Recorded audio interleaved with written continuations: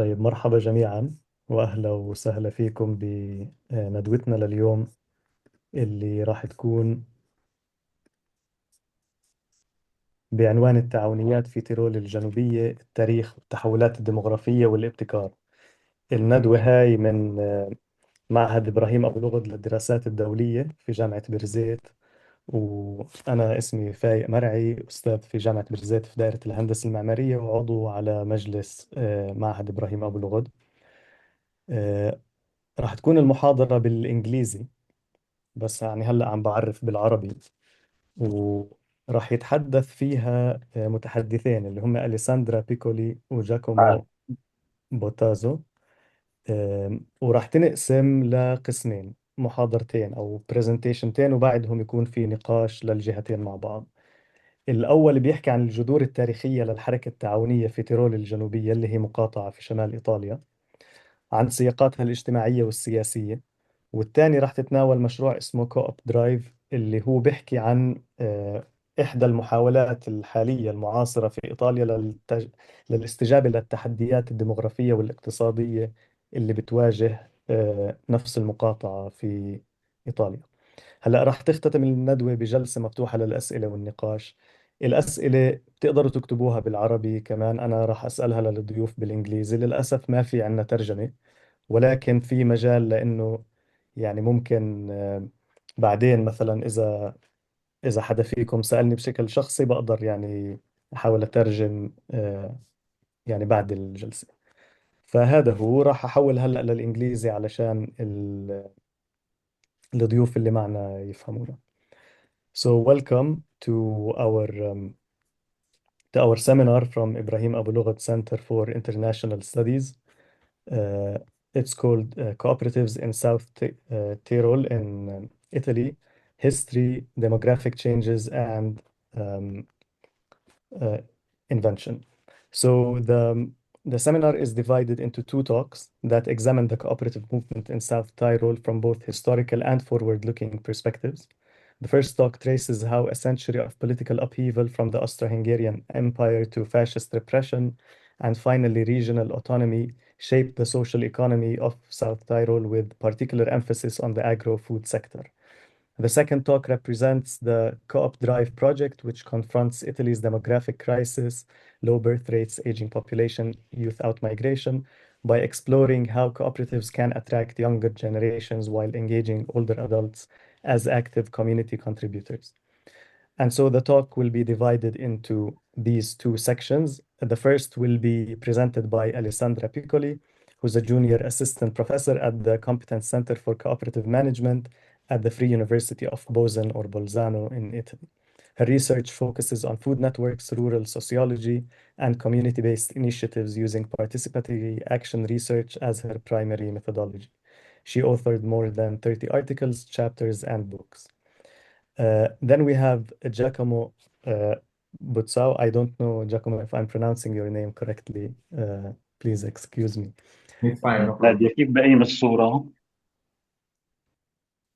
كيف؟ Sorry. I think it's just another mic. Oh, okay. So Giacomo is a junior assistant professor also at the Competence Center for Cooperative Management at the Free University of Bolzano. He holds an international PhD in economics and has conducted postdoctoral research at the University of Groningen, Ca' Foscari, University of Venice, and his work examines social economics and socio-environmental impact, combining formal modeling with qualitative case studies. And he has published in journals such as Business Strategy and the Environment and Total Quality Management and Business Excellence. And I must say that I find the work of our guests on unmaking capitalism, food systems, and labor to be highly relevant for us in Palestine, and that it can lead to fruitful conversations with researchers as well as cooperative members and practitioners in the field. And I find that this research combines both radical conceptualization and reconceptualization of alternatives to capitalism with real-world experiences. And there is, in my opinion, a lot of value to be had from that. So I hope that our discussion today will both teach us about the context of South Tyrol, but also link to our struggles in Palestine. We will be hearing a little bit about that from our guests, but also we can work on that synthesis as we go through our Q&A section. So I will encourage everyone in the audience to type their questions in the chat, and I will get to them as we get to the Q&A. So thank you very much. And now we hand the floor to Alessandra and Giacomo to start their presentations.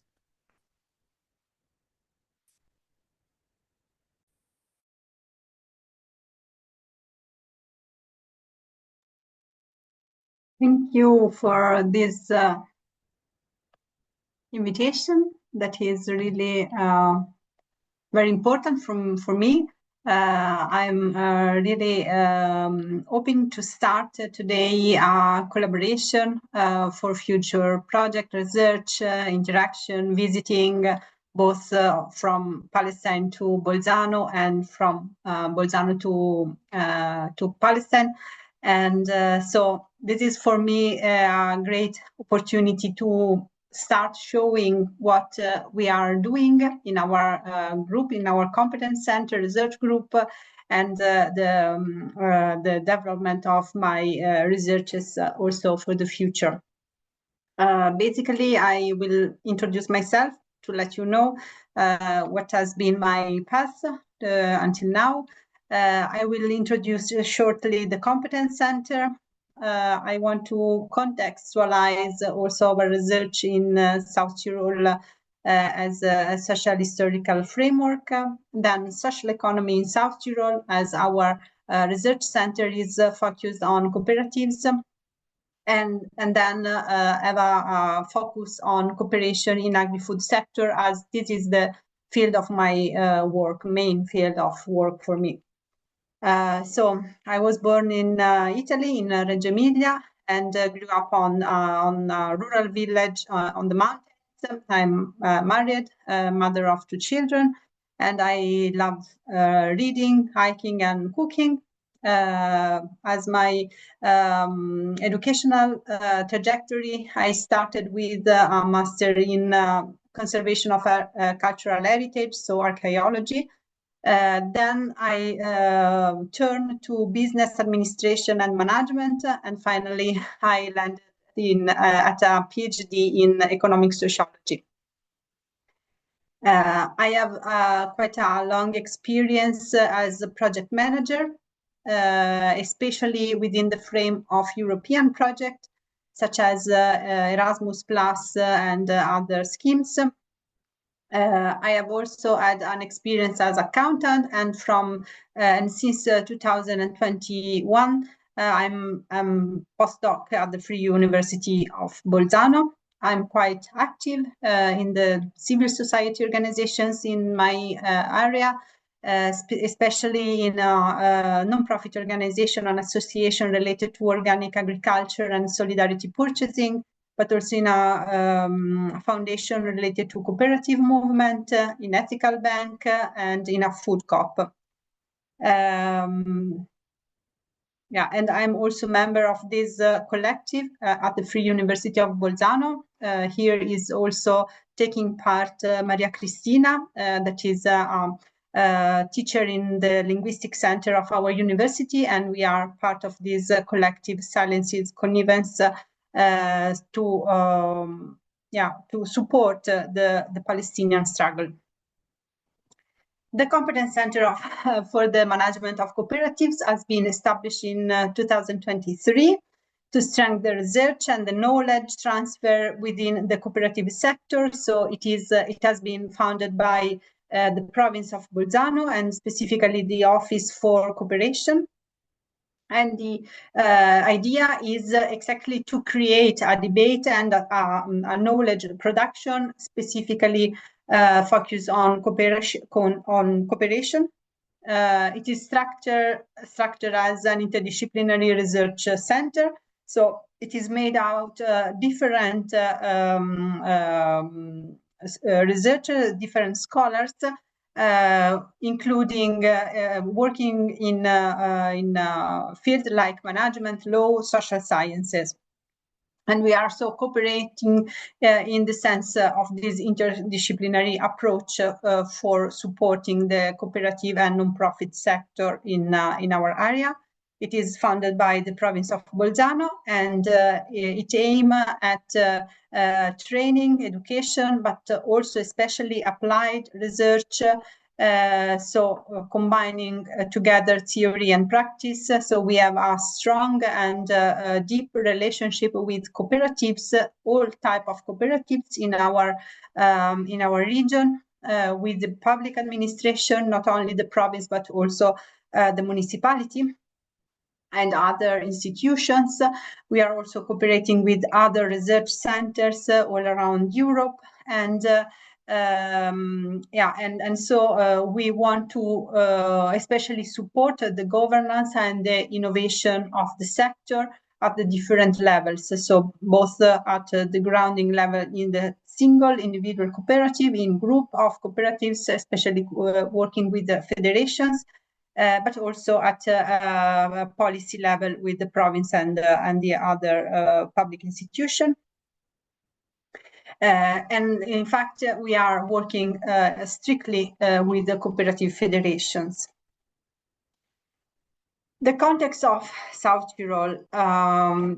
South Tyrol has this particular history because at the end of the First World War, the South Tyrolean area and also Trentino South Tyrol, all our region, shifted from the Austro-Hungarian Empire to Italy, has been passed as an agreement between nations. So it has not been a decision of the people.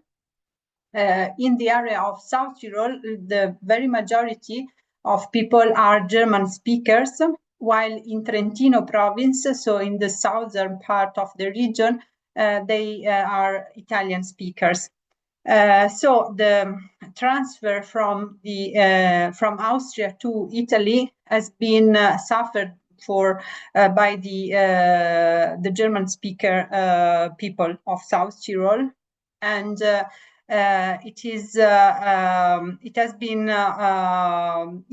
seen as something that has been imposed from the top down with a top down decision.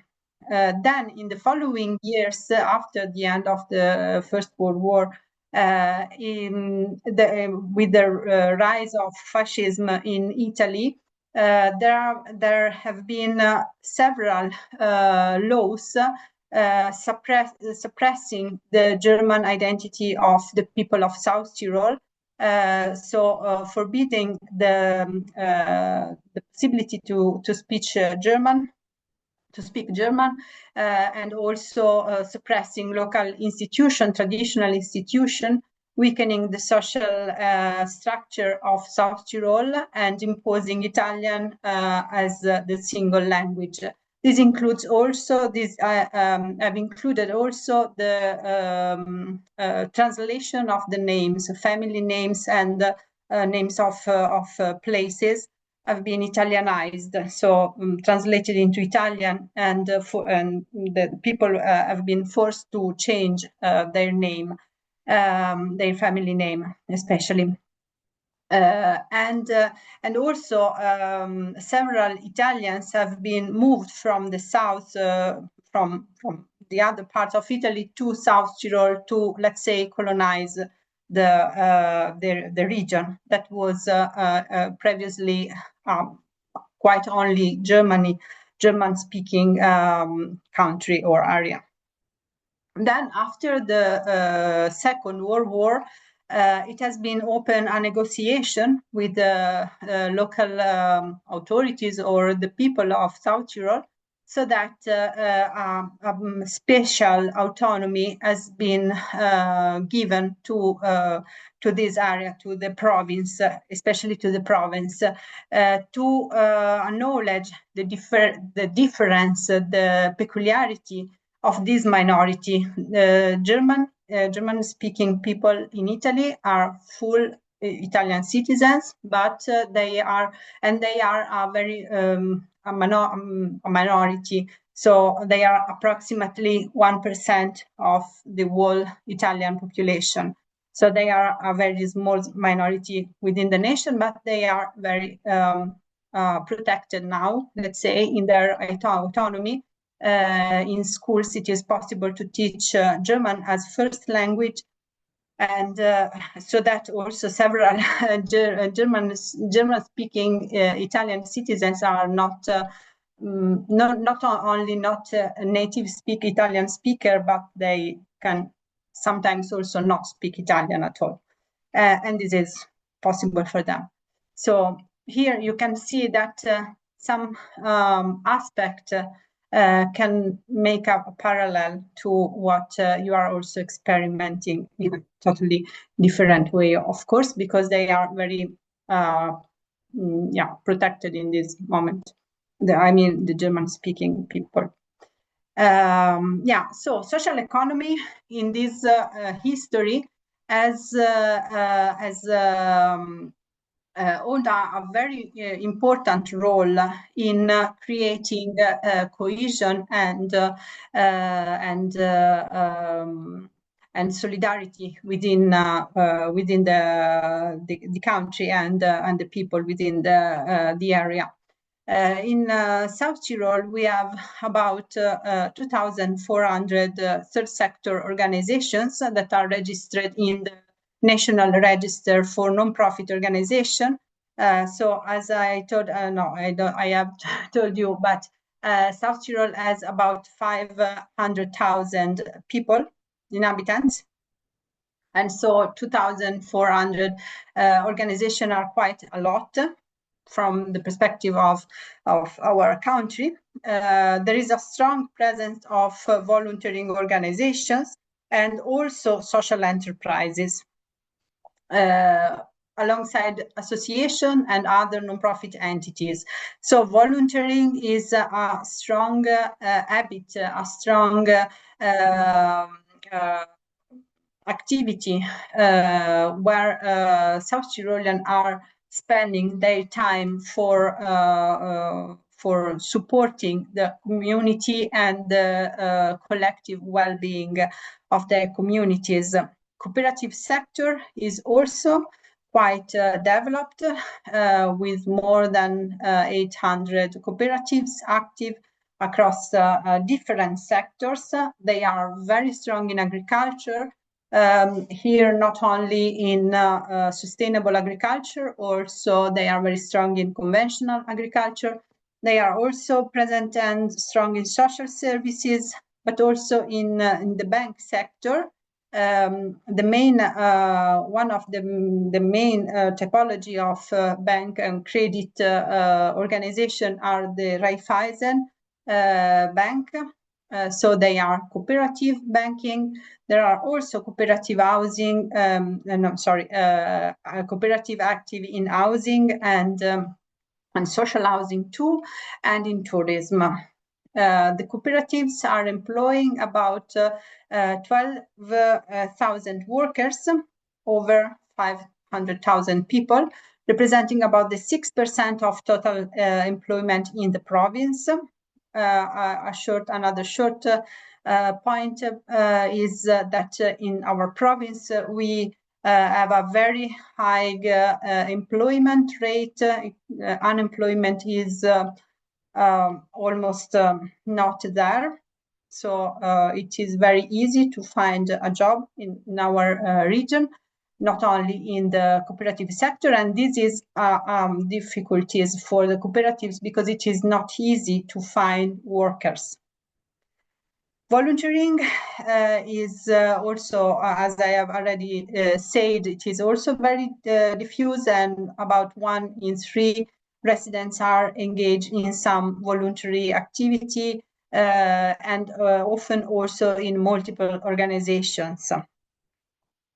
The ecosystem for social economy is quite developed and diversified and supportive. So both for cooperatives and social enterprise, but also associations, volunteering, association, foundation, and other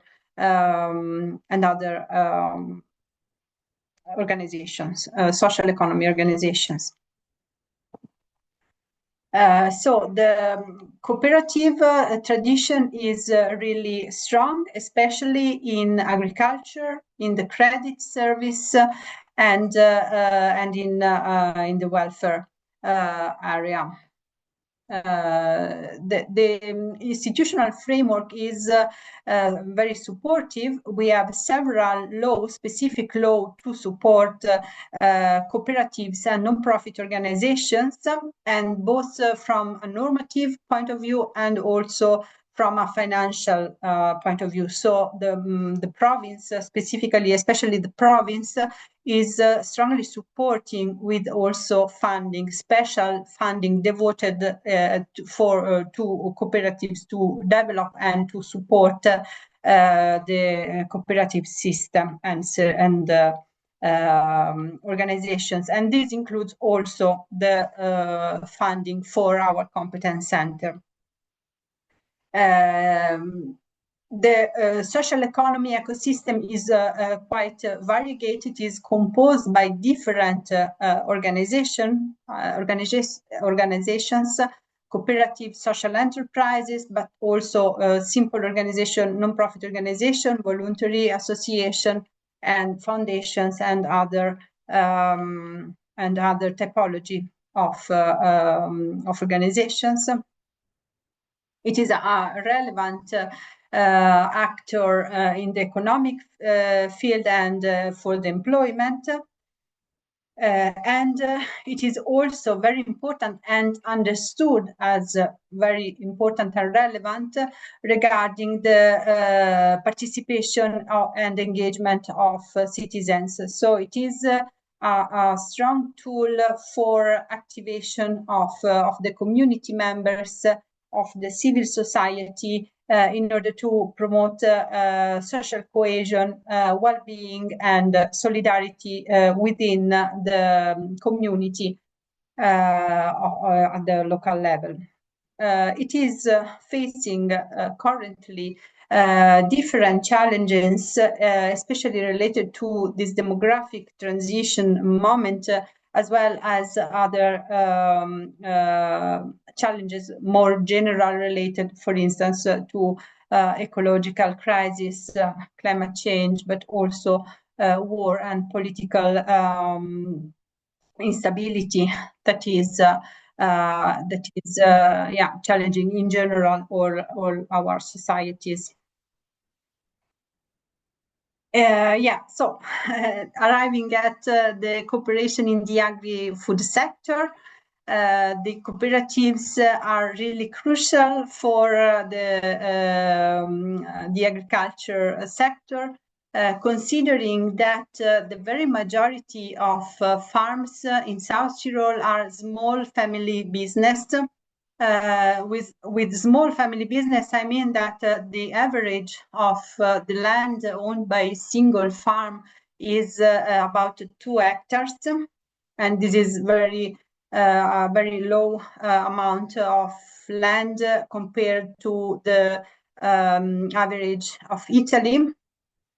And it is not only small but also family oriented. So the very majority of the farmers are directly conducted by families. So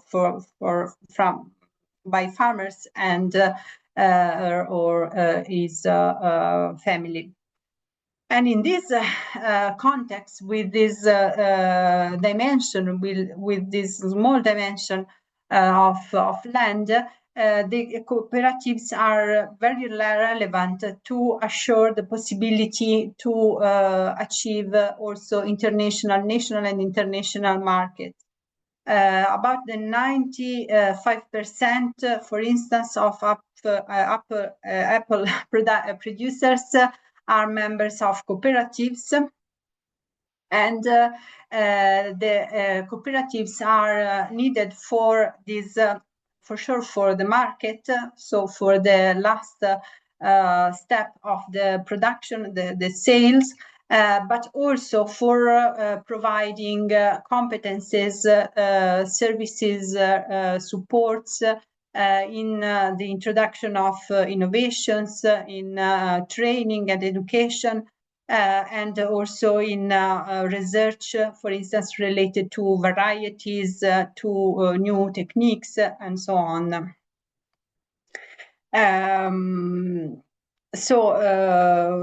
For instance, staying on Apple, this possibility to join a cooperatives that are several cooperatives, more than 20 cooperatives only for the apple growers, is let be the South Tyrolean production able to achieve about 50% of Italian apples production and the 15% of European market production. And quite similar situation is also in the wine sector, with about the 74% of production related to cooperatives.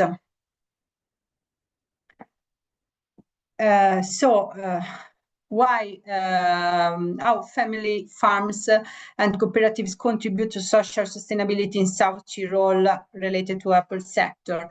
Again, here I have added some more detail. The fact of being part of the cooperative movement and cooperative structures leads to the fact that about 60% of farmers are satisfied with their income.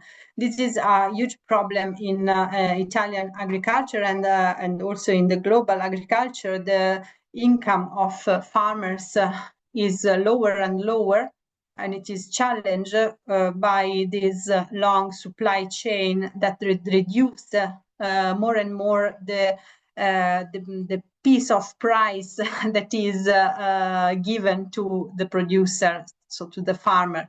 The cooperative structure is offering the possibility to increase this income for the farmers. So the percentage of the final price that is actually paid directly to the farmers. And it is also supporting the investments and the possibility to apply innovation to farms. This structure of family farms is so that the full work, about the 77% of the work applied in the farm is family based. So are the member of the family that are working on the farm. This is also a negative aspect because there is a quite relevant risk of self-exploitation that in agriculture in general is quite endemic. Exploitation and self-exploitation of farmers and of family members and of workers. So in the end, somehow the cooperatives can strengthen the resilience, especially through market access, but also innovation and in supporting sustainability. Another line of research that has connected to the cooperative movement and the cooperative approach in agriculture are the participatory guarantee system that allow all participants to the food chain from producer to consumer to define the key elements to be certified.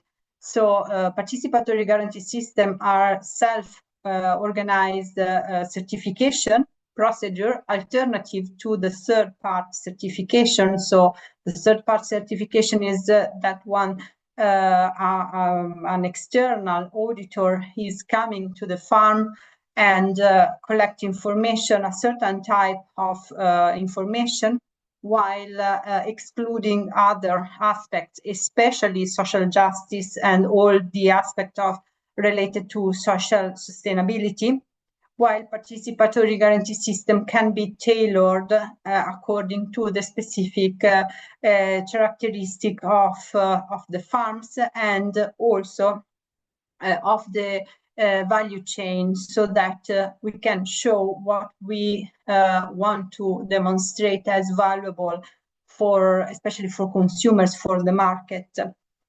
And this is not mandatory that participatory guarantee system have a cooperative structure.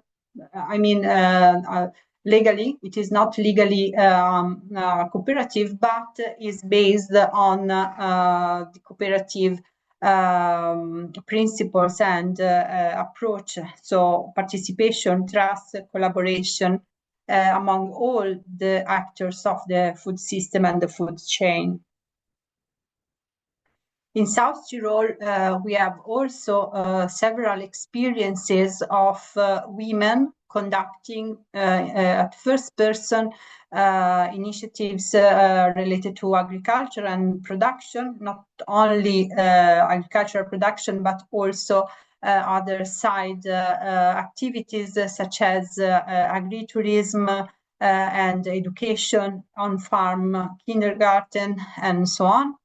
And they are strongly connected to, again, this principle of cooperation, not only as a legal form, but more in general as a collaborative environment setting for rural resilience and eco-social sustainability, also related to agroecological innovation. Then community-supported agriculture is a specific scheme based on cooperation between producer and consumers, again in a cooperative mind setting, where community empowerment and social learning and transfer, production and transfer of situated knowledge is provided through this collaboration. Again, in this case, we have the possibility to co-define the target of the agricultural production, which is the aim of any agroecological initiatives related to food sovereignty. So the control over the entire process of food production. So here members are coming together, and with members I mean producer and consumers are coming together to define the objectives of the production and also the principle and the values they are willing to cooperate on. I have also conducted recently research on food poverty, especially considering food poverty not only as the absence of food, but also the access to healthy food. So here we have also found that there are several vulnerable groups also in an affluent region as South Tyrol is. So in South Tyrol, we don't have people suffering from hunger, but we have several segments of the community, of the society, that are excluded to healthy food, both for cultural and economic reasons, because South Tyrol is a rich region, but with wide differences among people and different levels of income and possibility. So we have especially understood that elderly are the more fragile people, as well as single-parent families and migrants. So an initiative has been started also by the province in order to identify those groups and try to involve them in strategic initiatives to combat this food poverty in the sense of low quality food. Again, the community-supported agriculture is not only a scheme that allows people to improve their knowledge and share knowledge and produce new knowledge, new situated knowledge, but it is also a way to discuss and also change the situation of workers in agriculture. As I said before, in all Italy, in the whole system, agro-industrial system in Italy, there is a high risk of exploitation and self-exploitation.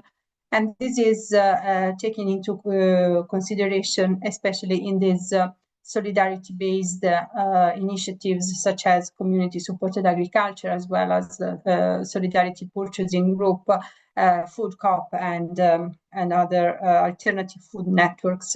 In these schemes, volunteers are supporting the work of farmers, of workers. But the whole community is taking into consideration the need for a more respectful and decent work for farmers. Now, arriving at this contribution on unmaking capitalism, that is a theoretical elaboration from Professor Feulla in Utrecht, at Utrecht University in the Netherlands.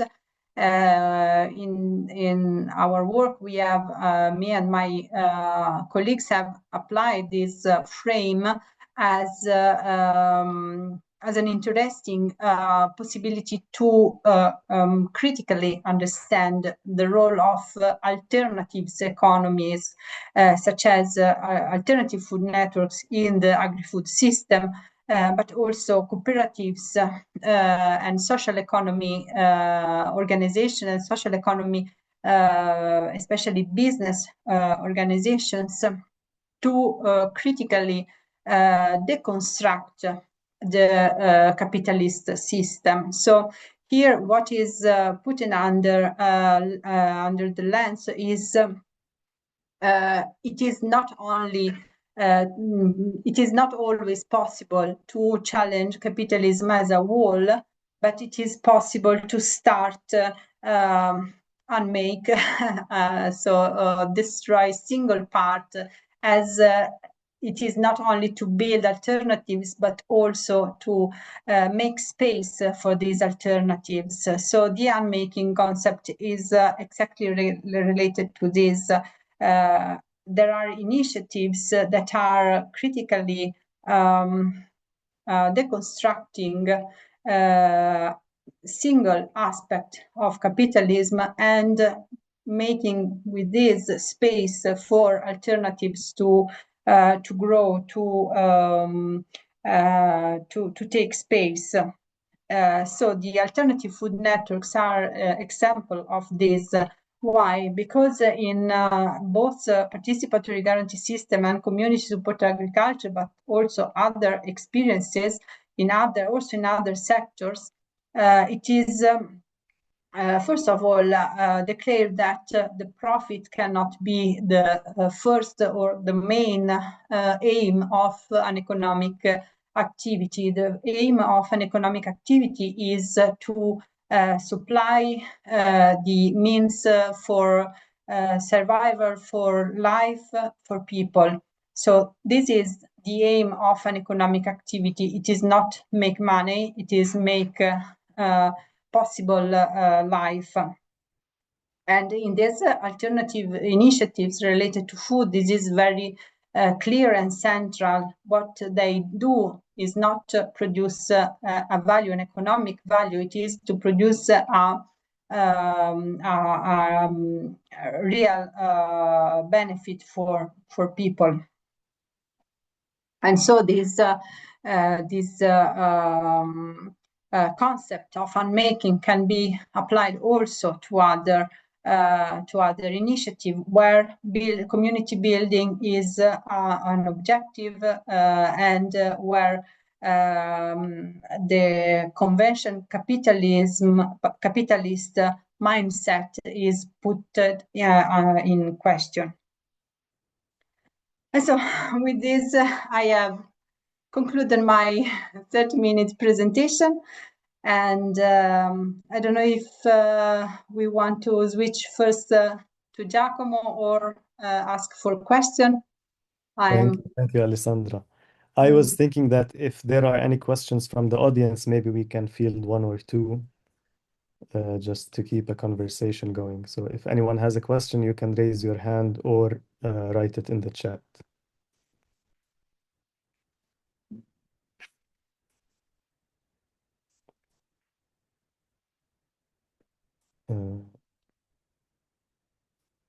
Okay, maybe there isn't any for now. So maybe I'll ask just one simple question, and then maybe after Giacomo's presentation, we can go to discuss the unmaking of capitalism and so on. But I was interested from the introduction to your presentation, you were talking about the history of cooperatives and volunteer work in South Tyrol. And so in Palestine, we also have a history of volunteerism and of cooperatives or collectives or committees, etc. And it is very much tied to the history of Palestinian struggle. And I would frame it as the struggle for the control over social reproduction and production itself, which was an arena of confrontation. It was a space that the colonial authorities were trying to dominate the Palestinian population through, but also to ethnically cleanse them through. So we can talk about those dynamics. And therefore, volunteer work and community work and cooperatives, collectives, etc., became a tool not only to address the imminent needs of the population, but also to organize people through and channel those energies either into popular mobilizations and organizations or into political and even more developed forms of struggle. So I'm wondering, is South Tyrol unique in its in the volunteer activity compared to other districts or other states and countries around it? Or is it not? And if it is unique, what is it that drove South Tyrol to that in this direction? Well, I would not say that it is unique. In several areas in Italy, is volunteering and cooperation is also very strong. It is related also to the history of South Tyrol, this need to come together and support, but also to organize in an alternative way. And so cooperatives has arisen during the first half of the last century. It is also diffused quite a lot in Trentino, so in the southern part of the region, but also in other regions such as Emilia, Romagna, or Tuscany. So it is not a unique example in our area. I'm not familiar with the situation of other countries, Austria, Germany, or France, In general, in Europe, it's quite diffused, the association structure and the possibility to self-organize in the communities. Of course, it is very, very differentiated across the country and also the European Union. Yeah.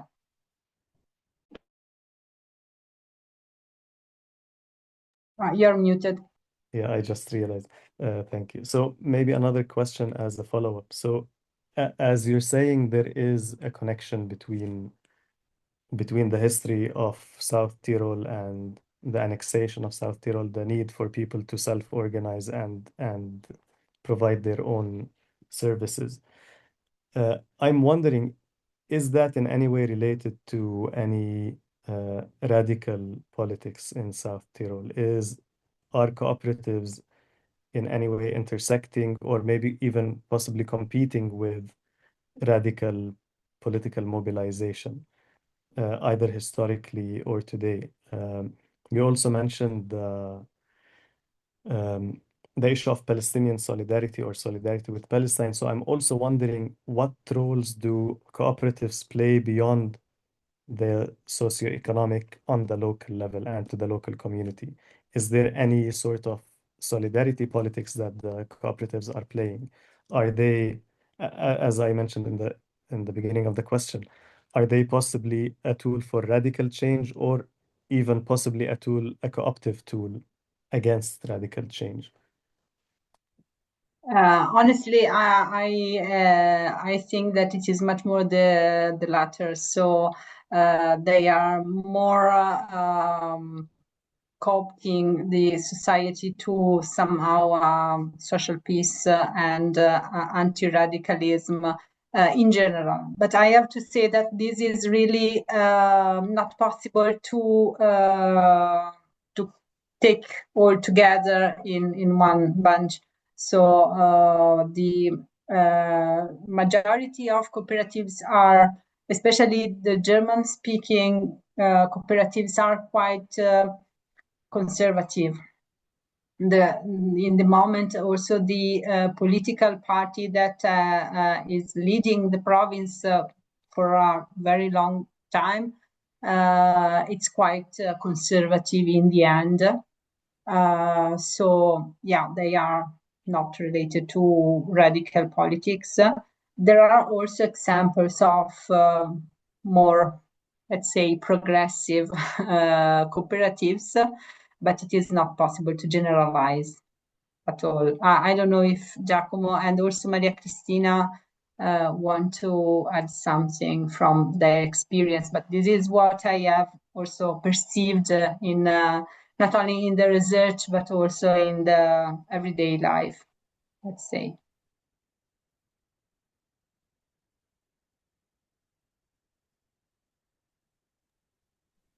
Yeah, maybe I can add a couple of words, and but this, of course, adds. I mean, it's a generalization of all cooperative movements in Italy, right? So, especially for specific, we have a huge diversity of typologies of cooperatives as well. And for instance, I'm an expert. Let's say that my field of study is social cooperatives, which are, I would say, an institutional innovation, quite recent, that happened in Italy, basically, and then led to the development of what is called now social enterprise.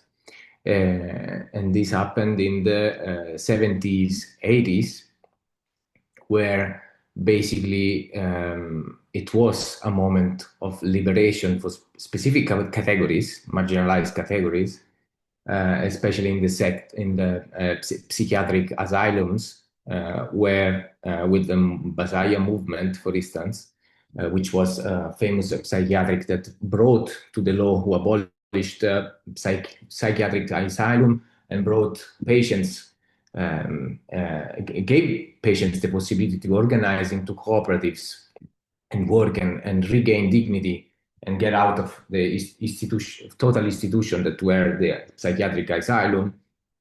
And in this sense, they did represent a very strong political instance that was captured then into institutionalized legal form, which then became the social cooperatives. Social cooperatives are kind of an innovation, Italian innovation that was brought from, let's say, grassroots movements led by liberation psychiatric, but also, it was a moment in which different political instances were building up together to the law in 1991 that constituted the two typology of social cooperatives that we have nowadays, which are type A social coop and type B social coop. So this only partially responds to your question, but of course, drawing parallelism is very complex. But in a sense, to answer to the political struggle of certain categories, I would say that the social cooperatives are like kind of the institutional entity that better represent the formalization of a political struggle into something that today is one of the major tools to develop social and health-related welfare services in Italy. Answering the question, a specific question on South Tyrol, what can I say is that history is dynamic, and of course it evolves. There have been moments in which the cooperative movement was progressive, other movements in which it represented more instead conservative instances. And this is also represented by somehow, to some extent, to some degrees. It's very difficult to generalize, of course. Also, the different representations that are embedded into the federations of cooperatives that we have here in South Tyrol, that also represents different linguistic groups which exist here, the German speaking majority and the Italian community. And of course, you cannot draw correlations one-one, but this is also has political overlaps, of course. I don't know if also, I think I'm not an expert in this field of study, but concerning, I'm reading the comments of Maria Cristina that I just read. I'm not an expert in the field of study. I will also refer back also different I can say it to my own if I'm allowed. Yes, please. Well, good please. evening, everybody. Well, I opened my camera to see whom we are talking to. I'm not expert. I thank you, Alessandra, for mentioning me, but I'm not an expert in this field. So my comment is not really from an expert point of view. But I think that concerning the South Tyrolean situation, you have to consider that there are two historical data sets, I would say, that account for differences also in the way of approaching the cooperative, a way of processing data and dealing with group formation. And I think this is very important because we have to do with two different histories which have been running parallel. But I mean, this is my point of view. It's just a very personal point of view without any, let's say, academic foundation. Thank you. Thank you.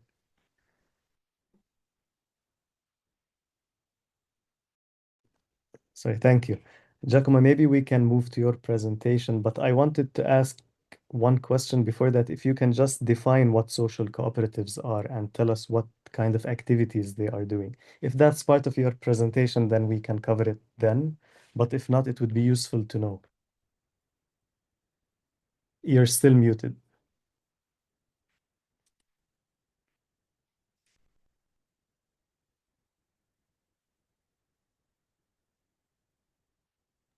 Yeah, sorry, I'm just trying to find the right window to share in the meantime. And yes, I can define social cooperatives, of course. Social cooperatives are by law now, because there in 2017 there has been a reform on regarding the third sector. The third sector is the collection of organizations that contribute to societal well-being and community well-being and environmental well-being, which is other than the public and the mere private sector.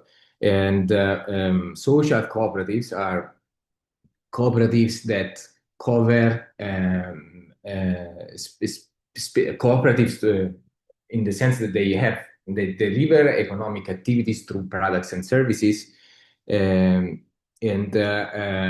they have a social aim, a social goal, okay, specific social goals. This there is a major distinction between type A and type B social cooperatives, okay. Type B are focusing on the delivery of healthcare and educational healthcare and social services. Okay, so they basically are private actors which, in collaboration with the public sector, I wouldn't go as far as saying design and deliver social services to imagine senior people left alone that cannot take care of themselves, to people with disabilities, strong disabilities, and or psychiatric patients. Social cooperatives deliver this type of services. Okay, so it's kind of this the longer arm of the public sector, or sometimes also called the second welfare, that has proximity to the patients in the territory and deliver this very, let's say, high quality, but also, at least in theory, highly efficient services to the citizens. Type B cooperatives are kind of very peculiar cooperative form that was born, as I was saying, which has its roots on Franco Basaglia's movements of psychiatric liberation and the closure of the psychiatric asylum, which were totalizing institutions in which psychiatric patients were like left completely medicalized, excluded from society completely. This movement kind of give back the dignity of these excluded from society people and organize them into to work into specific economic activities. And this brought to the creation of the type B social cooperative, which basically is, again, a cooperative that competes in the market, okay, and deliver services with work integration. And in Europe, this type of cooperative has been labeled type B, so work integration social enterprise, WISEs. They are referred with the label of WISEs. These WISEs mainly deliver services, if we can try to generalize, such as laundry for cleaning services, laundry, artisanal production, industrial assemblage,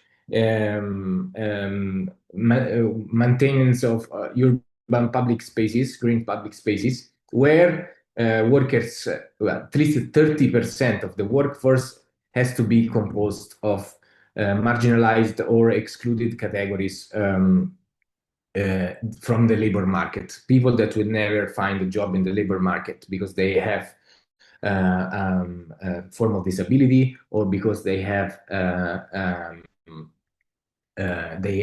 background such as, for instance, they've been prisoners, and so they have a degree of stigma that hamper them to access a traditional labor market. Or, for instance, we have people which had a background of dependencies, so drug and alcoholism dependencies, and they lost some degrees of functionality, and let's say they're not productive as expected from a private firm. They have job integration opportunity into these specific cooperatives, which deliver, again, products and services. But they have, of course, fiscal incentives and reduction, and are supported by the public sector in this sense. So this is what I wanted to connect to the political struggle, which is completely, of course, different and from what you described as the origin and the roots of the Palestinian, of course, occupation, and the roots of the Palestinian cooperative movements. But I could, if we put it in super abstract term, I can see that the political struggle you mentioned. An example might be in my specific domain, which is social cooperative, is this line, the liberation from asylums, for instance. And yes, do you want? No, that was perfect. I was saying thank you for the answer. No, you can. We can chat, and I can give you the name of the history of this Franco Basaglia, which was this psychiatrist that changed the history of many patients in this sense. But so let me jump into the topic of today. So first of all, I would like, of course, to thank you for the invitation, etc. I understood this as a more than a scientific seminar, as a meeting, more of an informal meeting. But then I see the number of participants, and this is much more than the informal meeting I was expecting. So I, of course, tell you a bit of my recent research on COPs, which, what can I say? You will have to, I mean, it comes from a completely different reality, and it's focused on the territory community of South Tyrol, and you will see it's on a total different level of issues, so to say. So I'm a researcher.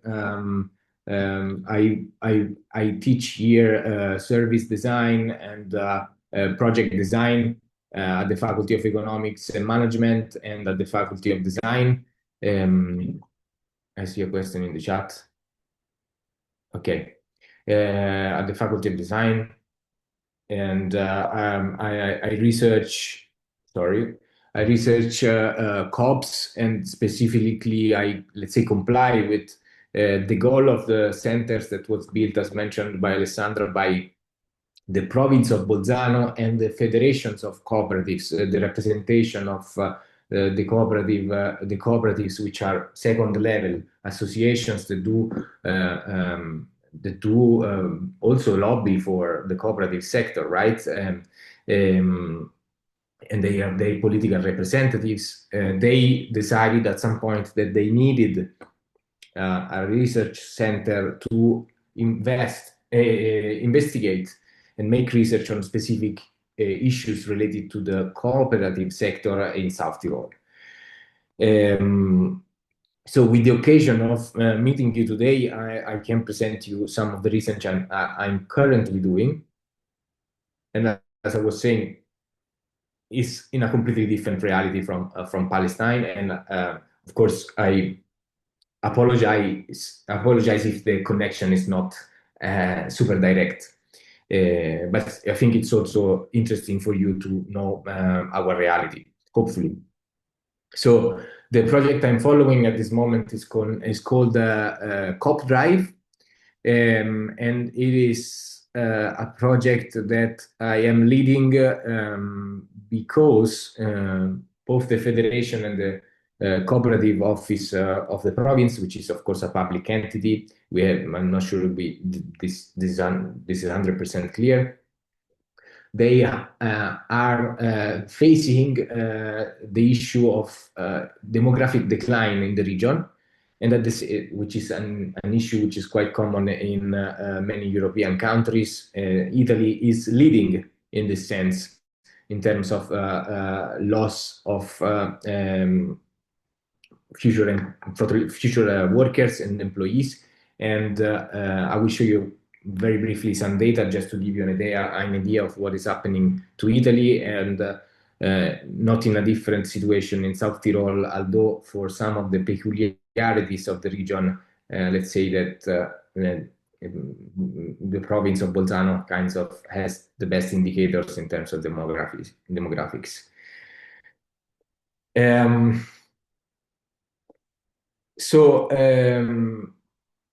As Alessandra mentioned, cooperatives are a very important, very super important element on the of the economy of the province. They cover an important part of the GDP that we are now in the process of estimating. Okay, so we are working on the province to get data on the value added produced by the cooperative sector in the province, to see how much it contributes to the wealth of the province, a very wealthy province because of some of the reasons that Alessandra also mentioned. It's autonomous with respect to Italy.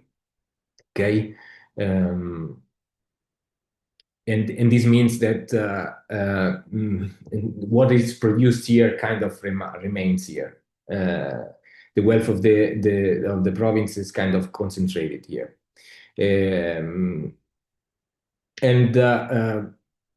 Because of the factors I mentioned, the demographic decline, the fact that the population here is getting extremely old, and there are very few people born every year, the cooperative sector, of course, it is heterogeneous across the typology of sectors, because we have cooperatives that are in the banking sector, cooperatives which are in the agricultural sector, and social cooperatives. This changes a lot. Okay, cooperative banking sector co-ops can offer very high salary to potential employees, where meanwhile social cooperatives are a bit less competitive on the market under this point of view. This means that every type of organizations, from the private sector to the public administration to the cooperative sector, are going to struggle a lot in the next year to find workers. We don't talk about talents as the tech sector, where Silicon Valley-based company has to compete for the best software engineer. We are talking about workers that normal workers. Let's put it like this. This is because of the demographic squeeze, because youth expectations are very different in terms of what they expect from work from the previous generations, which were instead, again, this is perspective based on South Tyrol and Western Western-based society. And what we're trying to understand in this context is whether cooperatives are still interesting place to work for the younger generations. This, of course, you can easily understand is why it is a crucial point, right? If younger generations, younger people don't want to work in cooperatives, for cooperatives, creating new cooperatives in the future, then the whole movement has a big problem. And this also has consequences on all the things I just told you. Social co-ops are very important deliverer of public services in terms of, especially in the social and the healthcare domain. And not finding workers in the future is, of course, going to create serious challenges for the social contract in general. Okay, so we have a double. So yes, just a few data. So these are some demographics, Italian demographics. You can see that in the majority of the population is right now represented in the segment which goes from 50 to 65 years. So this is our major composition of the population, and you see on the projections to 2050 that the majority of the population will be in the segment above 80 years. This is complemented by one of the highest level of life expectancy and the race that you can see from 30 years old, around 30 years old in 1870, the previous century, to 2020, where we passed from 30 years old to above 80. And this also has is in a sense also worsened by the fact that the population trend, because of very low fertility rate, tells us that basically our population is going to decrease to almost 9 million in 20 years. So we are going to lose 9 million people. We are now around 60 million. We were at our top around 2010. We are now 59, and we are going to lose 9 million people in 20 years, 15 years. This also means that we have basically less than 2 active person for one non-active person. By non-active, I mean people who do not work because they are senior or because they are too young, before 15 and after 65, and usually we have basically 200 people above 65 for 100 people under 15.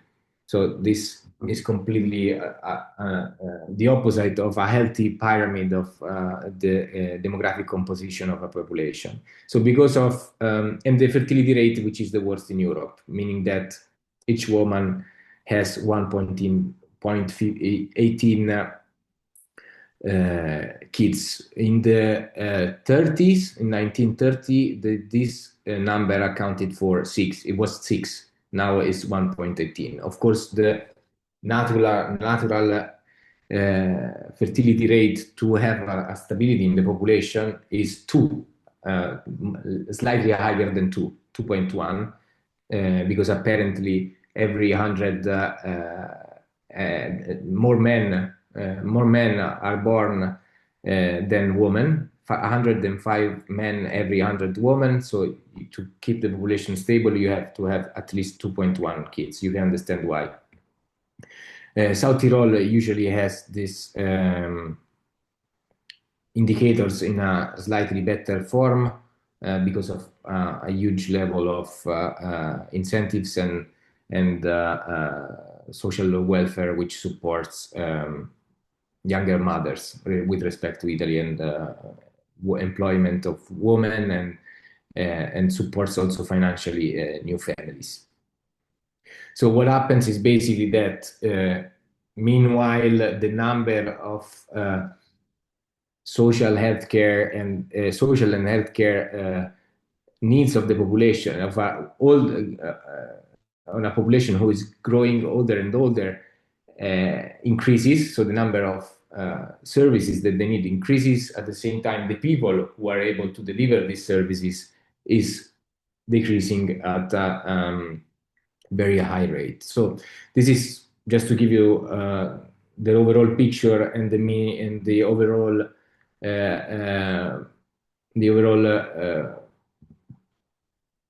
grounding in which the COP Drive project was established and fought. And again, I want to highlight and stress this is a problem specific and very relative to South Tyrol.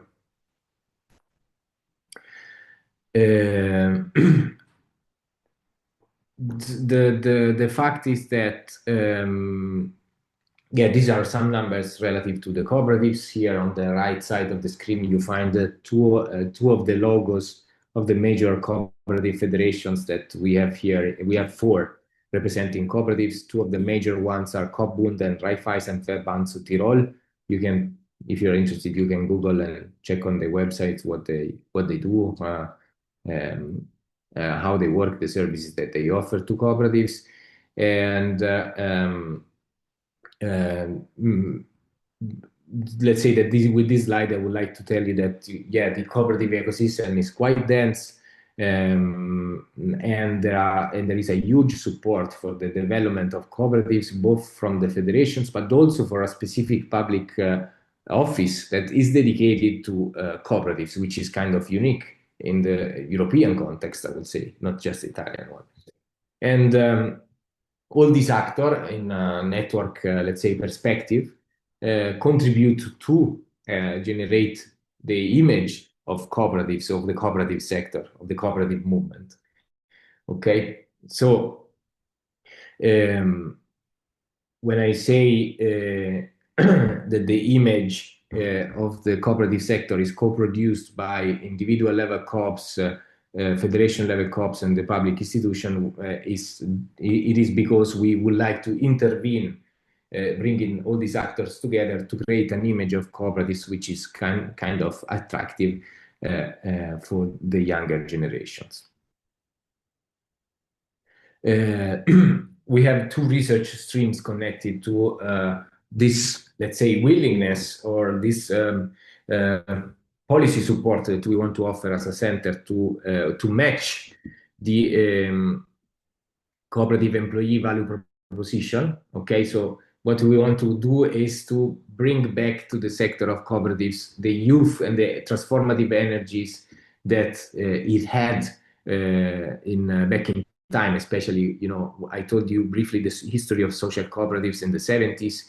That was a transformative energy that only the younger generations usually have, right? So the goal is to bring these people back to the sector. And because I didn't mention this, I'm very sorry, but cooperatives come to us, come to the federation and say that they really struggle to hire people. They don't find workers. And of course, with a bit of intergenerational conflict that this always exists, what they say is that they only look for salary and they ask for holidays. But this is, I think, universal, and it's always been like this throughout history. There are ancient Greeks that probably used to say the same to of the younger generations, that they're lazy, they are impolite, they don't respect the rules, etc.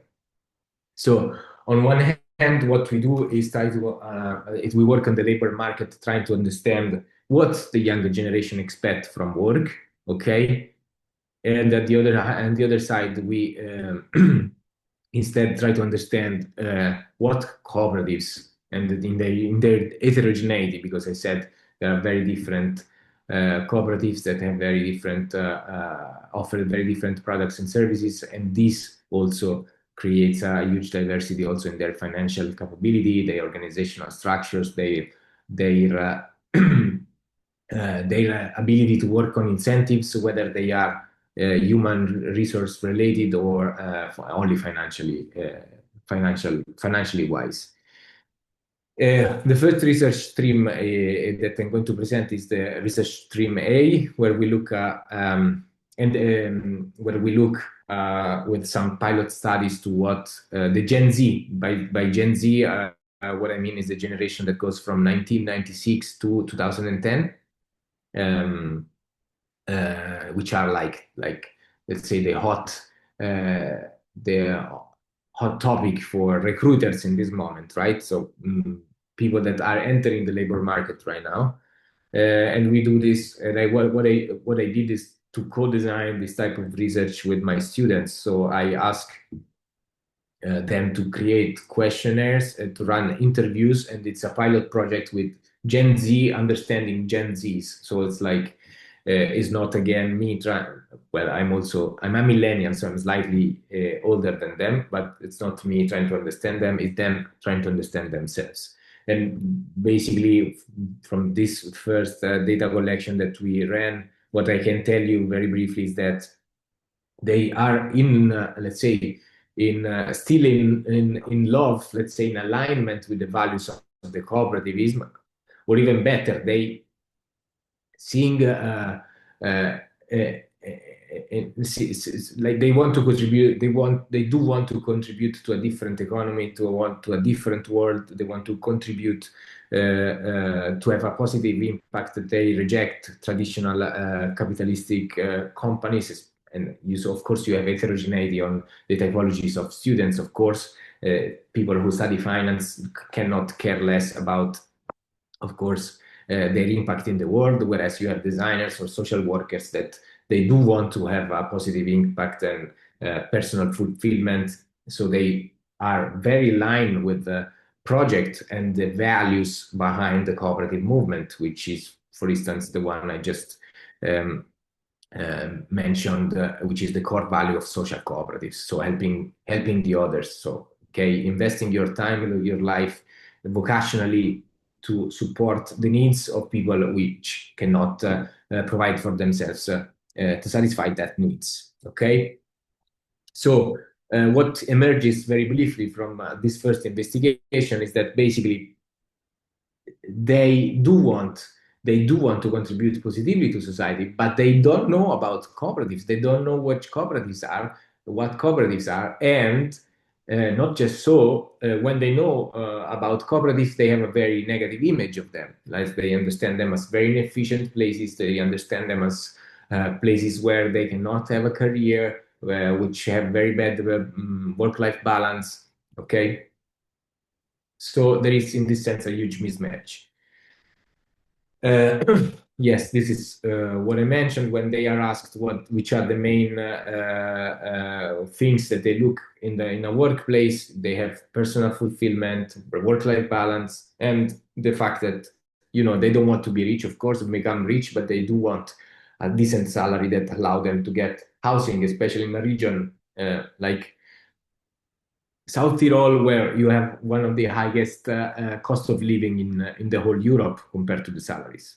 Okay, so it's very difficult even to access the housing market here and to find a place to rent.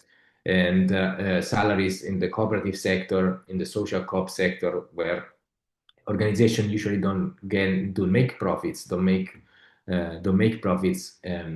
they tend to have national contracts. So it's contracts which are defined at the national level, which are one of the lowest in the country.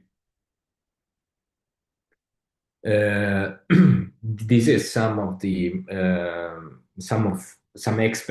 excerpts from interviews where you see, like, they have what they see and have in mind is that cooperatives give you less money than a job in the private sector, but prices keep rising and wages stay the same. Others that look for flexibility prefer to work less and protect their mental health. And again, they remain open to the possibility to work for cooperatives, of course. Then we also ran a Vignet study. It was a kind of I wouldn't say experimental design, where like students were asked to answer to online experiment where they had to choose between a job advertisement, where two job advertisements that were identical for what regards pay, tasks, stability, commute, but they had different governance and culture. On one end, they had cooperatives, and on the other, they had investor-owned traditional companies, and they, according to their choice, then we asked other questions on their personal level and on what made them choose cooperatives over investor-owned attributes of a private company. So I leave you the slides. You can look at this with calm. I also think time is finishing, so we might have a conversation. It's much better. Then we have a second stream of research where instead we work directly with cooperatives and we try to understand instead what the cooperatives offer, okay, what type of work they offer, and whether they have difficulties in recruiting people, which type of profiles they look for, and whether whether they invest somehow in communicating what they do, because this is one of the major mismatch, right? People, and especially young people, look for organizations that provide them a meaningful life, that provide them a sense, that provide them a sense for working, for investing their time for a cause. But at the same time, people don't know about cooperatives. So we also want to understand whether they put any effort in communicating what they do in a world where we see huge companies greenwashing all the time, social washing, investing millions in communication to clean themselves of their image, right? Here we have organizations which are instead by design contributing to a better society, but they do not tell the world and the people around them what they do and how they could do better. Yes, and they need to do that better. So what emerges is that identity is very strong internally in these cooperatives, but they cannot communicate it and use it as a signal to attract potential employees and new workers. Nobody knows about the fact that they are cooperatives. There's no mention of the way the governance, the fact that people participate democratically, and this organization are also a tool to spread democracy throughout society. There is no mention in their website. They're not interested in communicating this. And the fact that we are looking at a multi-level, seeing what federations do, individual cooperatives do, we see that there's no collaboration in creating an image of the cooperative sector that would be more impactful, right?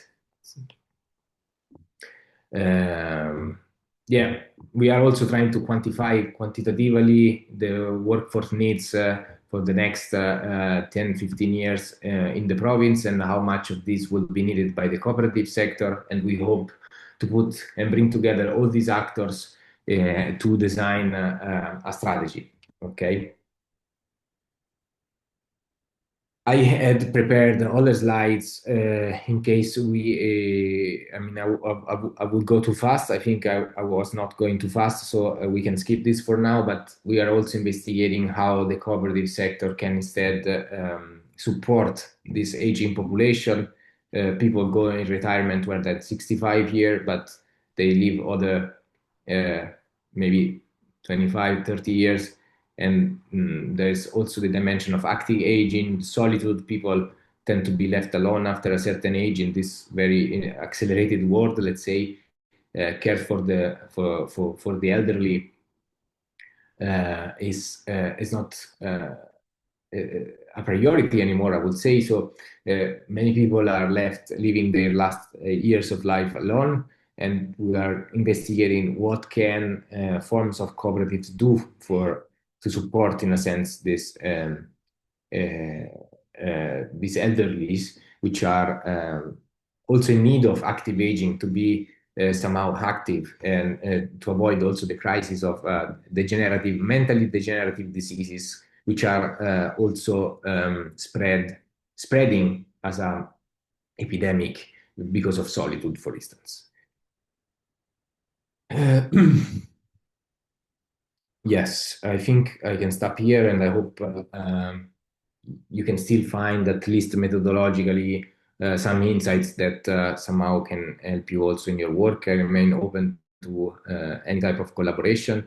And again, I understood this as a more of introduction with your university, what the research you do, rather than tailoring it to something hyper-specific that related to Palestine. So I hope you get a generic understanding of the research we do at the center. And yes, please, I remain here for questions. Thank you very much, Giacomo. I will start by asking the audience if anyone has any questions or comments to our presenters.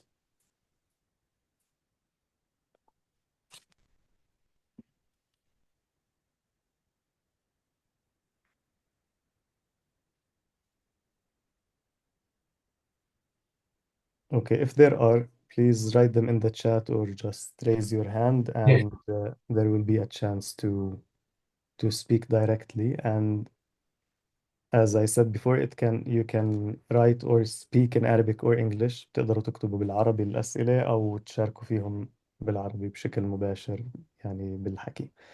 Until then, I might jump in with a question of my own. So it was interesting for me when Alessandra was talking about community-supported agriculture, that there are struggles within that, and that sometimes cooperative farmers end up being like small-scale farmers in general, and that is self-exploiting. And at the same time, what I'm getting from the Co-op Drive presentation is that these are huge cooperatives, I'm guessing, or at least a large network of cooperatives, but still there are challenges that are faced here. So what I'm wondering is, if we're talking about agricultural cooperatives, I can say that even though cooperatives in Palestine have different problems as well, but they also face these problems of profitability versus self-exploitation. How do you participate in the market while being loyal to or true to your goals and principles? As you said, sometimes youth are interested in those principles, but they do not understand that cooperatives represent them. But I guess we can also look at those principles as possibly a hindrance to being a competitive capitalist enterprise, because a competitive capitalist enterprise would want to maximize accumulation by minimizing costs, and that would include exploitation. So my question is, maybe in principle, like you mentioned two examples of a challenge that cooperatives face, even though maybe even the contexts of both of your presentations are different. So maybe the community-supported agriculture is not practiced by all the cooperatives that Co-op Drive is working with. But at the same time, there is a challenge of participating in the market, but yet at the same time not adopting the optimal, let's say, perspective market-wise or as a capitalist enterprise. So I'm wondering how, what strategies are adopted or are being tried as a way out of that, whether community-supported agriculture or those larger scale cooperatives. Is it, for example, in terms of Co-op Drive, is it an attempt to become a more lean, kind of more dynamic, let's say, startup-like, enterprise, or is it to maybe double down on the ethical aspect of the cooperative, for example? Anyway, it's a general question, but I was interested in the similarity yet difference between the two challenges that you mentioned. Should I begin, or Alessandra wants to add something? Is the question for me or for both of us? I guess for both. For both. I think I spoke for the last 40 minutes. I let Alessandra start. Okay, thank you.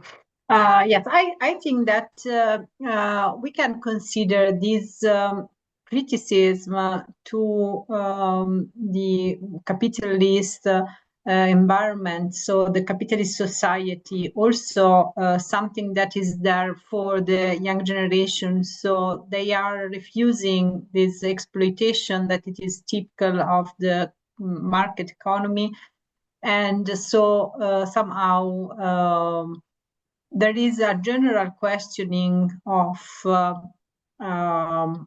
this system.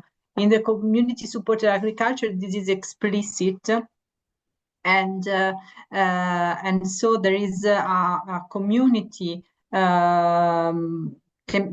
tentative to address the economic sustainability without fall into an exploitative system, so that it is somehow looking for the possibility to be sustainable, economically sustainable, while not accepting all the rules of the market. And this is the alterity of these examples. And also social cooperatives have this intention, these values as base and guiding principles. The difficulty is exactly to combine the need for economic sustainability with the values, with this intention. And the cooperatives and community supported agriculture and cooperatives working in this sense, in this frame, also in social agriculture, are quite small experiences, are totally small. And so they are not leading with big amount of workers, so numbers of workers, and this is somehow helpful in offering better condition. I guess that it is not the case of large social cooperatives.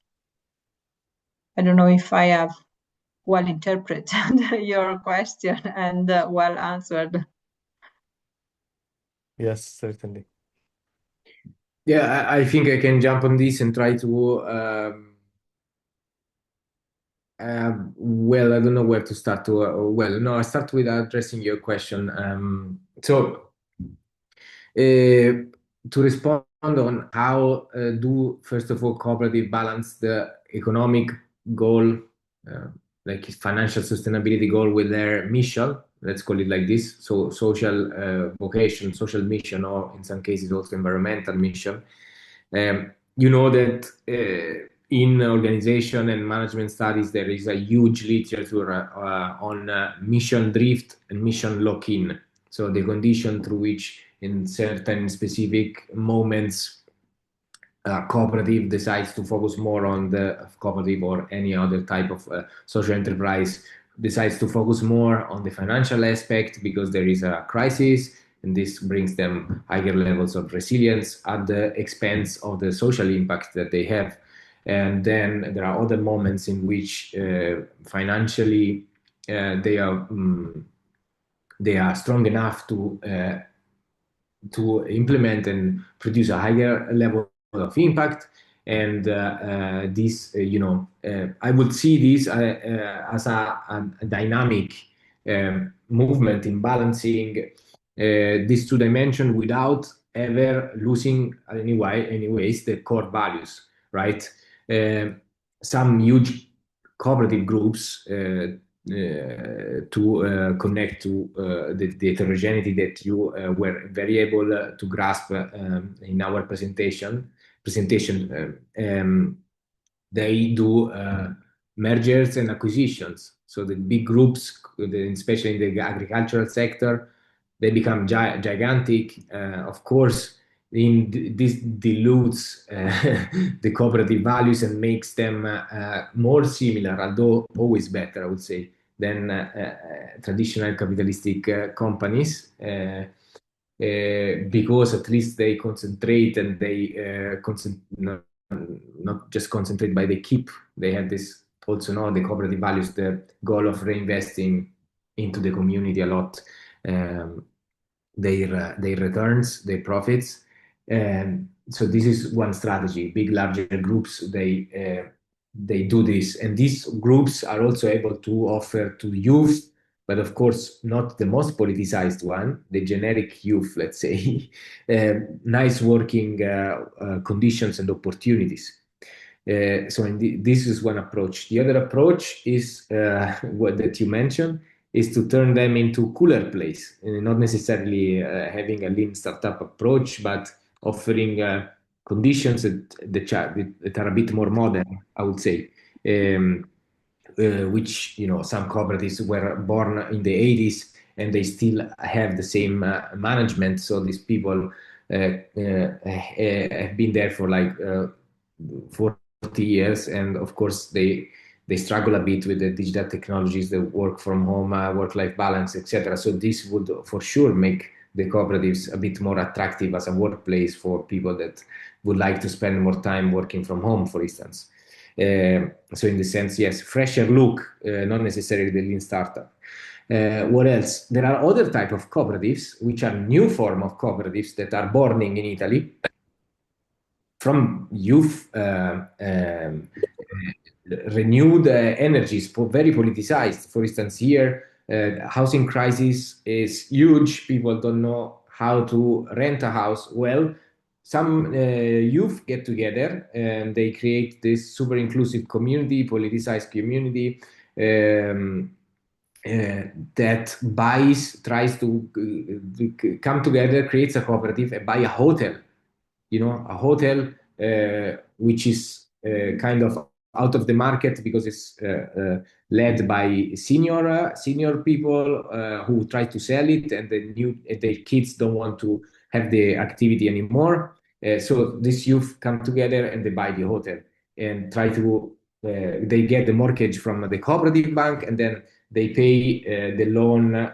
They pay the rent to the cooperative, which gives the money back to the bank. So new forms are also very interesting. Another form that is born in Italy is the cooperative of communities, called community coop. So we have many places which are called in Italy internal areas throughout Italy, but in specific regions where people are basically leaving their hometown. They go back, they come together, and they try to have this new body, which is the cooperative, that bring this like an umbrella that brings together essential services from basic healthcare systems through the production of food. So there is also not just the necessity of creating a fresher look to the cooperative movement, but also to allow people to find their new organizational form and structure, right? So not necessarily the traditional agricultural cooperative form, but also these forms that basically creates, I don't know how to say it and if this is correct, but an alternative territorial governance where they basically, through the cooperative or community, they recreate the ecosystem for basic essential services for the community. They want to live in these remote areas that would be otherwise abandoned.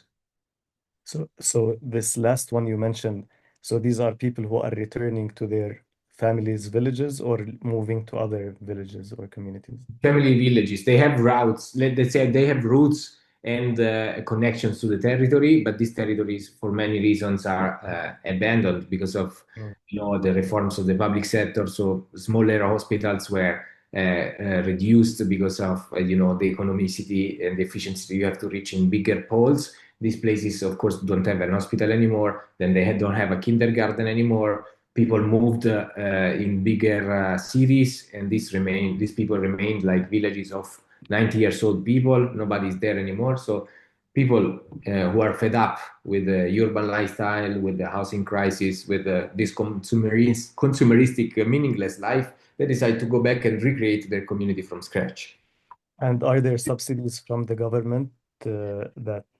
This is interesting. So they get the federations, they do give a lot of support. So in the Italian level, we have a Lega Coop, for instance, but then there are national public calls where you can apply for funding. Then there is foundations, which are like kind of philanthropic entities that might also contribute economically. So a diversified forms of financial support these community enterprises. Let's call it like this. Okay. Wonderful. Then I'll move to the question we have from the audience, which says, what strategies are being adopted to preserve the cooperative values and community spirit across generations? So you have mentioned that these cooperatives are old and that they want to attract newer generations and so on. Maybe if you can tell us about strategies from successful cooperatives. The second question in the chat kind of gives the background to the first, which is housing projects that begin as cooperatives and then lose the cooperative spirit of the project and maybe remain a cooperative in name only. So if you can give some examples of successful intergenerational I think Alessandra can say something about the Addera project. Yeah, not only. Here we can split the discussion into two streams. From one point, in considering agriculture, cooperation in agriculture and food systems, so across the food chain. From one side, I have to say, especially in South Tyrol, there is a very, very strong connection to land and to inherited land, so that the transgenerational transfer from the elderly to the new generation of farmers is quite successful, in the sense that usually one child or grandchild of the older farmer is taking care of the farm, going on with the family business. And this is also happening within the cooperatives. So they declare to have not a significant problem in the generational transition to new generations. Also considering that the farmers in South Tyrol are quite only German speaker, so are the German group. The Italians don't own the land, the farmland, at least. And so they have this quite, I have said, traditional and also conservative mindset. Also the young generation is like this, and so they are going on with the family business in several cases. So also during the interviews with the cooperatives, agricultural cooperatives, they declare this, that they don't have a strong problem with the transfer, the new generation involvement in the cooperatives and in the business. On the other side, the second stream is that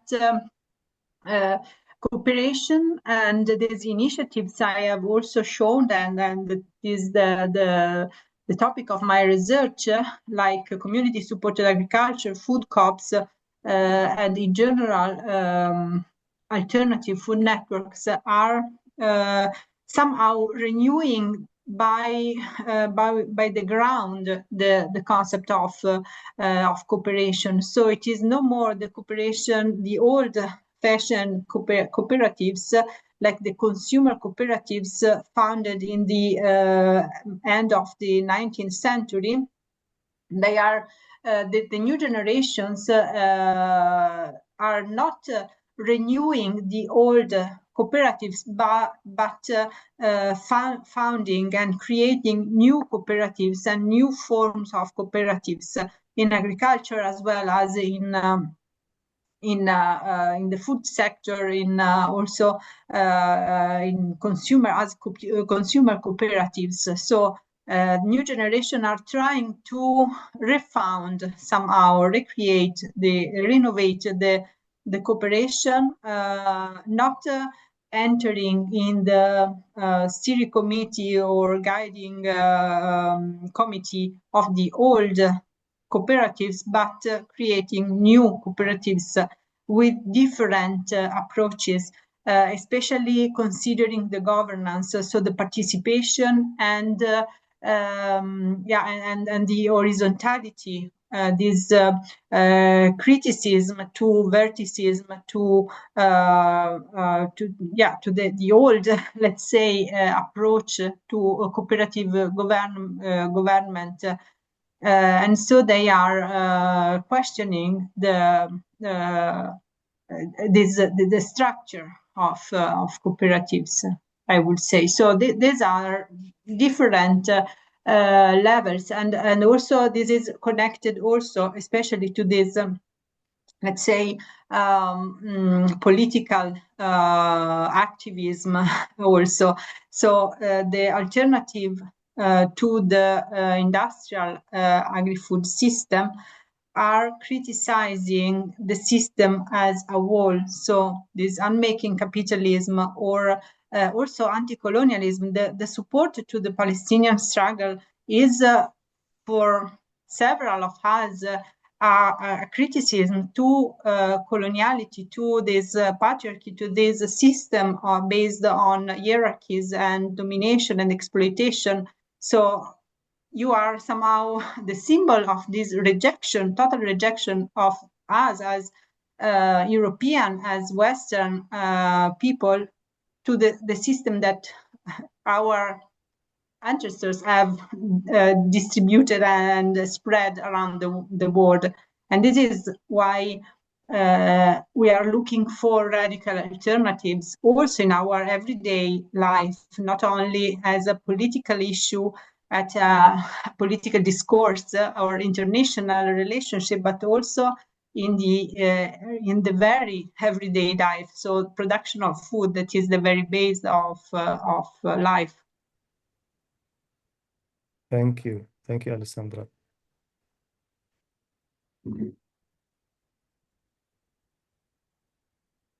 Giacomo, go ahead if you have anything to add. No. The question is should I answer the second question or the first one?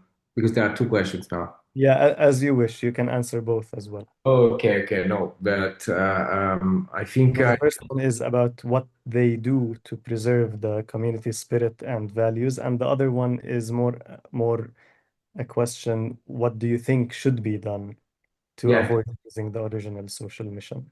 Yeah, no, housing. The one on housing co-ops, we should have our director, because he's a housing co-op expert, so he would have been very helpful here.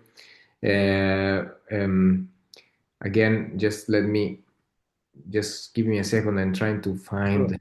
because I'm moving windows and I get lost because I have so many tabs opened and I don't see your faces anymore. And I'm trying to find, here now. Sorry, I still didn't find it, but yeah, that's no. So I think first of all, when you have a true mission, and the mission, you see that the economic activities you deliver really contribute to the community and do create an impact. This, of course, these small victories that you create every day, in this sense, this alternative that you produce, and you see that people are jumping on board and are enthusiastic of what you offer and deliver. This, of course, is one of the easiest situations where your project, the reality you're proposing, is kind of reproducing itself easily, right? And I would say the most successful projects, they just do this, or they just they continue to grow endogenously. But at the same time, yes, you can find forms of political opposition as well to this to these alternatives that you are offering. And in this case, this is a personal opinion, because of course there is not evidence in the literature, right? So some cases say something, some others say something. I would say it's a question of leadership, enthusiasm of the people leading the project, people who are able to bring the people together. It's also a managerial challenge, people who are able to, in governance, to give space, especially to the youngest that want to contribute with their new ideas and fresh ideas and energies. They have to be given space. And at the same time, like in every form of organization, whether they are political, whether they are economics, etc., what is important is to avoid personalism, right? So it's not your project, it's our project. So even though you are in a position of leadership, you always have to motivate the others. For instance, this housing project that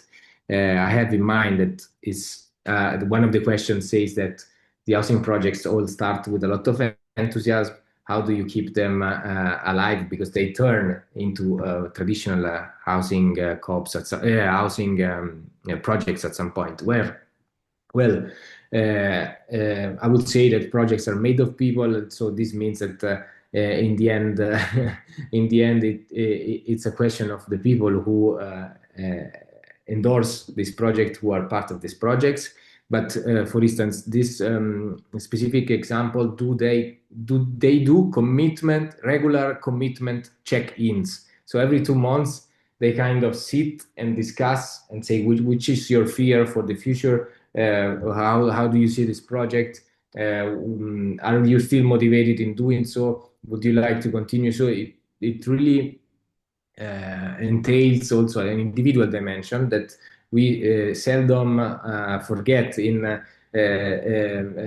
talks from the left, where it is also very important to have individuals composing, this collective project, which are genuinely motivated to contribute. They feel well, they are happy, conflict is well resolved,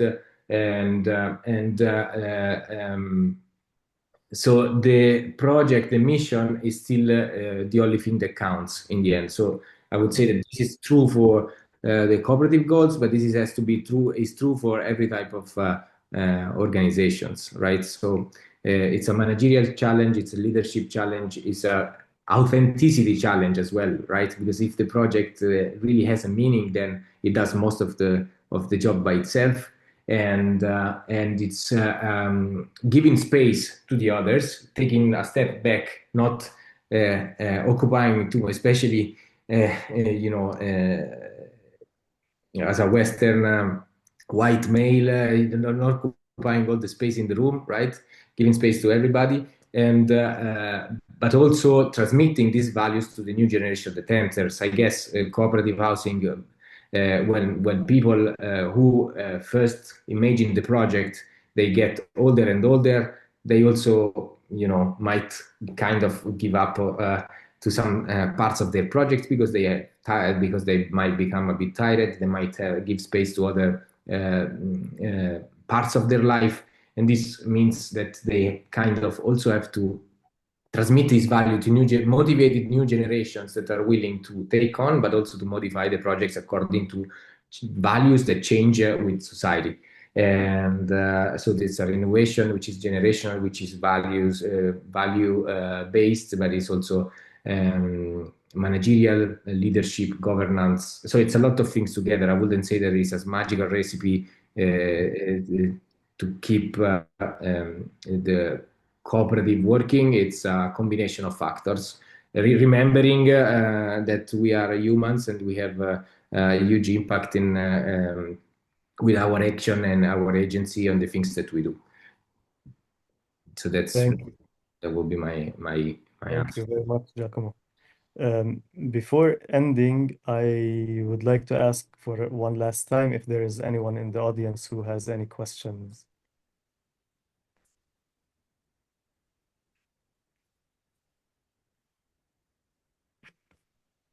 Okay, you can still write them in the chat. As I will say the last words for this meeting. Thank you again, Giacomo and Alessandra. It was really illuminating to hear from you about the experience of South Tyrol and your center, the Cooperatives Competency Center. And what I find quite interesting is how, a center is supported by cooperatives in a way similar to how, many labs in universities are supported by the private sector, and the center is geared towards answering the questions that those cooperatives are facing. And what I am thinking about are the methodologies that are being utilized or developed in your center, can they translate to a context that is different than South Tyrol? Can we think empirically from the position of Palestinian cooperatives, which are often not registered cooperatives? And even registered cooperatives do not have all the subsidies and support system that many of the examples you are giving benefits from. So it's a very different system, but at the same time, the idea of pooling knowledge together, whether it's in a university-based center or elsewhere, to to answer questions that cooperatives are facing is in itself as a model interesting. But then, as I'm saying, it's also interesting for me to think how can the tools that you are utilizing and how can the ideas that you are producing translate to Palestine or vice versa. So I find this empirical aspect of the work um, to be quite interesting and hopefully full of potential. And I am left with a few questions and few things to think about. For example, Alessandra was mentioning at the end um, the forms of new cooperatives and how they push the boundaries of what older cooperatives were doing as well as their values. And going back to the point that I just mentioned about the support system, whether it's those federations of cooperatives or subsidies from the government or etc., I am guessing that these new forms probably do not benefit at all from such support or subsidies, or at least to a lesser extent. And so I am thinking about in what ways and how are they, let's say, replacing such support system with their own, um, you know, community organization or political organization and so on. Because again, that can more easily map onto the Palestinian case, and probably there are similarities here that can be benefited from. In Palestine itself, here we have there are registered cooperatives and there are informal cooperatives, and each one has a slightly different context and slightly different conditions that they operate under. Maybe the informal cooperatives have more freedoms and so on, but they also have less capital to rely on, whereas the formal cooperatives can slightly more easily rely on donor aid, for example, but this itself becomes a kind of trap. So anyway, there are many questions left, and I think that we can discuss further in other meetings and hopefully think about the ways that as I said, that the work done at the center and that the cases of Palestinian cooperatives can benefit from each other. So thank you again for your presentations. Thank you for your time in the Q&A, and thank you for all our audience. If there are any questions left, you can email me at my university email, and I'll try to forward the questions to Alessandra and Giacomo. And hopefully see you again in another installment or another presentation by the Abu Lughad Institute or elsewhere. So thanks again. Giacomo and Alessandra, I would be happy if you could stay a little bit for Yes. close discussion. And everyone else, it was wonderful seeing you, and thank you for staying with us for slightly over 2 hours. شكرا للجميع ويعطيكم العافية.